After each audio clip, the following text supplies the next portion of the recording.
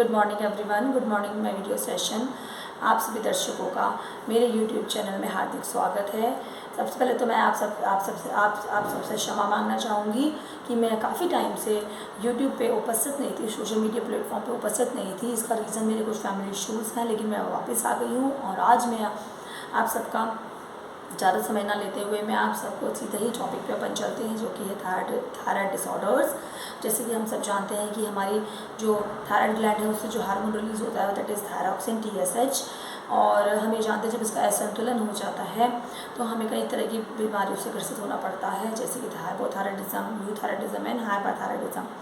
देखिए, सबसे पहले हम बताते हैं कि यूथायराइडिज्म के पेशेंट को सर्जिकल इंटरवेंशन की ज़रूरत नहीं होती, लेकिन यदि हाइपोथायराइडिज्म के पेशेंट की बात करते हैं आप उसको कैसे पहचानेंगे। देखिए, जो हाइपोथायराइडिज्म का पेशेंट होगा वो उसके शरीर में वाटर मेटाबोलाइट रिटेंशन होगा और उसके मेटाबॉलिक प्रोसेस स्लो हो जाएंगे, वो लेथार्जिक होगा, कॉन्स्टिपेशन होगा और उसकी ब्रैडिकार्डिया होगा,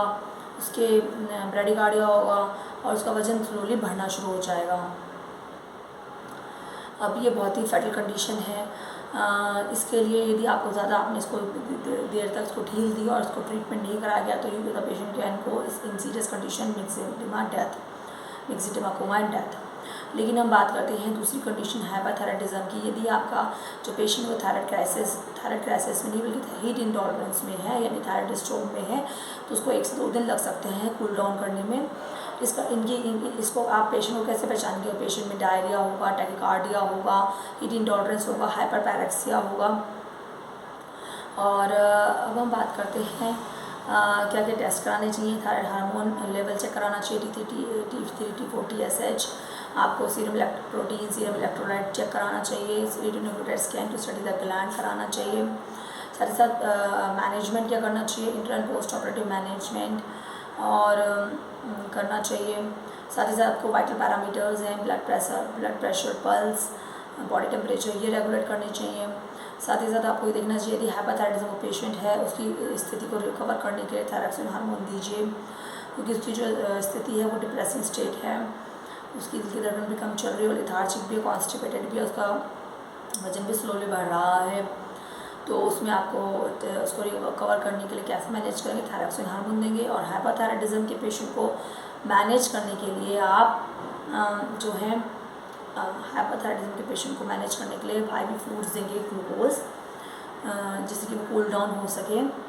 इस पूरी स्थिति को कूल डाउन करने के लिए 1 से 2 दिन के समय लग सकता है।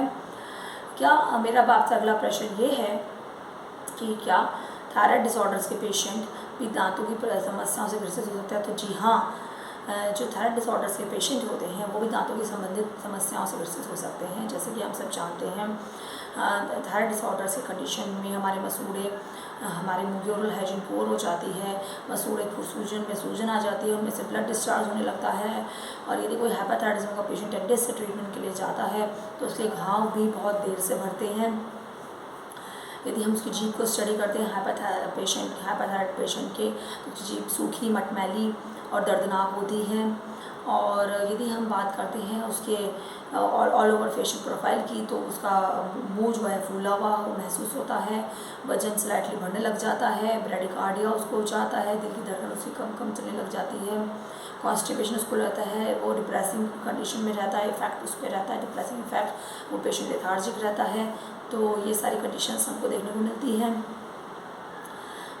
साथ ही साथ यदि हम ये सब को ट्रीट करना चाहते हैं तो हम क्या मेडिसिन देंगे। हाइपरथायराइडिज्म के पेशेंट को थायरॉक्सिन देना चाहिए 0.10 माइक्रोमिलीग्राम to 200 माइक्रोमिलीग्राम। और हाइपरथायराइडिज्म के पेशेंट को हमें कार्बिमेज़ोल और मेथिमेज़ोल ये टैबलेट देनी चाहिए। और साथ ही साथ हमको ये ध्यान देना चाहिए कि यदि ये हमें अपने डॉक्टर से प्रेस्क्राइब मेडिसिन्स लेनी स्टार्ट कर देनी चाहिए after prescription from the doctor, so that monthly आपका जो थायराइड लेवल है वो रेगुलेट रहे। जैसे कि पेशेंट्स, डायबिटीज़ के पेशेंट अपना एक डॉक्टर से कंसल्ट करके एक अपना रेगुलर चेकअप कराते हैं डायबिटीज़ चेक कराने के लिए। ऐसे ही थायराइड के पेशेंट को भी ये उनके लिए मैंडेटरी हो जाता है कि आप अपना मंथली थायराइड लेवल चेक कराएं और उसके मेडिसिन जो प्रिस्क्राइब डॉक्टर करें वो लें, जैसे कि आपको आपका थायराइड लेवल रेगुलेट रहे। और साथ ही साथ हमको ये ध्यान देना है, ये सब सिस्टमिक डिजीज़ेज़ हमारे टीथ के लिए भी हार्मफुल होती हैं। इससे हमारे टीथ पर बहुत बुरा असर पड़ता है, हमारे मसूड़ों में सूजन, साथ ही साथ उनमें से ब्लड डिस्चार्ज होना, पॉकेट फॉर्मेशन, पायरिया, दांतों ओरल हाइजीन बैड होना, मुंह में से स्मेल आना, ये सब चीज़ें भी दांतों की स्टार्ट हो जाती हैं और हमारे मुंह के घाव भी देर से भरते हैं और वो पेशेंट भी लेथार्जिक हो जाता है। उसको सुबह उठने में बहुत दिक्कत महसूस होती है और वो आसानी से अपने सिर को अपने तकिए पर से भी नहीं उठा पाता है। तो ये सारी गंभीर समस्याएं थायराइड डिसऑर्डर के मरीज में देखने को मिलती हैं। दर्शकों, मैं अपने इस टॉपिक को यही विराम देना चाहूँगी। यदि आपको मेरी वीडियो पसंद आए तो मेरे चैनल को लाइक एंड सब्सक्राइब करना ना भूलें। एंड साथ ही साथ आपके जो भी कुछ इश्यूज़ हों, आप कुछ क्वेरीज़ हों, तो वो आप मुझे कमेंट बॉक्स में कमेंट कर पूछ सकते हैं। So thanking you all for viewing my video. Okay then bye bye friends.